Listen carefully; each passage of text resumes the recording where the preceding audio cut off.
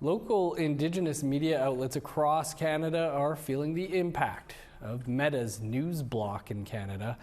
Since early August, news can no longer be shared on Facebook and Instagram after the federal government passed the law that would force Meta to pay publishers.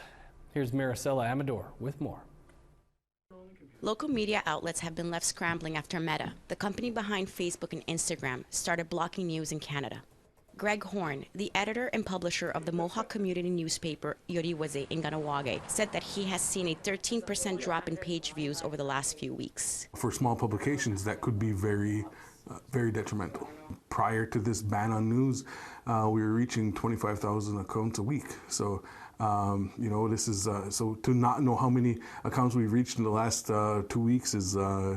It's challenging. Meta's news block was a response to the Online News Act, an act respecting online communications platforms that make news content available to persons in Canada, which became law in June and requires tech companies to compensate media outlets when their news content is shared on their platforms. The federal government said the legislation would level the playing field.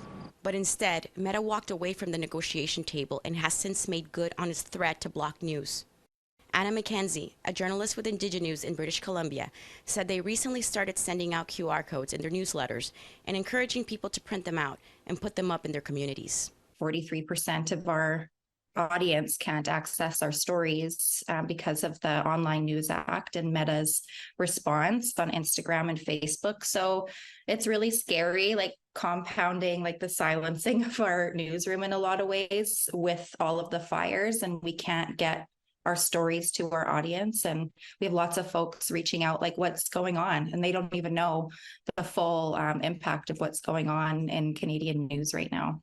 Eden Finday, the publisher of Indigenous, said that she is worried about the survival of her news outlet and noted the massive reach that Facebook has in Indigenous communities. My aunties, cousins, neighbors on the res, like all of those folks, people that I'm not related to, but I'm connected to through my community, they're all on Facebook. So for us to have that taken away specifically, I think it really hurts. It really hurts us more as Indigenous people. Paul Deegan is the president and CEO of News Media Canada, a group that represents over 500 media outlets from coast to coast, and lobbied the federal government in support of the Online News Act. No piece of legislation is perfect, but in our view, this is good legislation. Google and Meta both have concerns about it, and what we're saying to them is let's work through these concerns together during the regulatory process. However, the federal government released the draft regulations on September 1st. Today, we're introducing a new, fair, and reasonable regulation. And estimated that Meta would need to contribute $62 million and Google $172 million to the Canadian news industry to be exempt from intervention by the CRTC under the Online News Act. Meta remained firm on their stance to continue blocking news in Canada.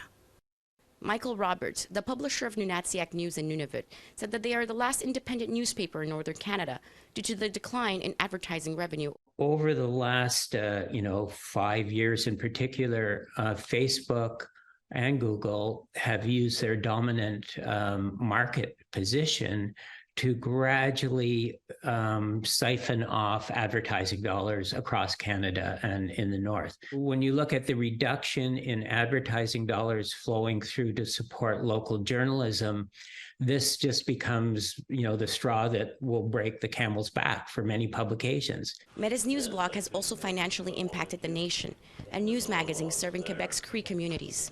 One advertiser just started 3 months ago for a 6-month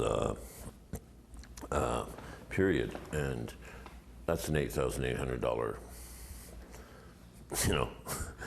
ad campaign, and we're going to lose money on it.